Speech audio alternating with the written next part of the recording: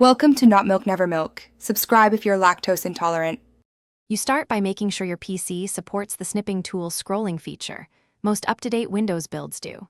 Once done, open Snipping Tool from Start and grant any permissions. This ensures full capture access. Next, arrange the window or app you will capture so the top of the content is visible. This matters because the tool anchors to the current view before scrolling. Make sure no overlapping windows or notifications will interrupt the automated scroll.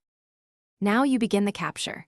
Pick rectangular for a portion or full screen for the entire window because selection affects how the tool stitches frames. Click Capture and then select the Scrolling Capture option when the tool detects scrollable content. This triggers automated captures as the app scrolls.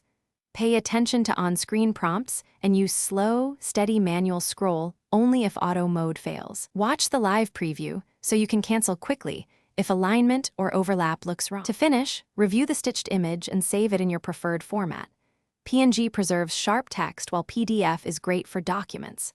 If you see visible seams or missing lines, try capturing in smaller sections and combine them in an editor, because large pages sometimes break automated stitching.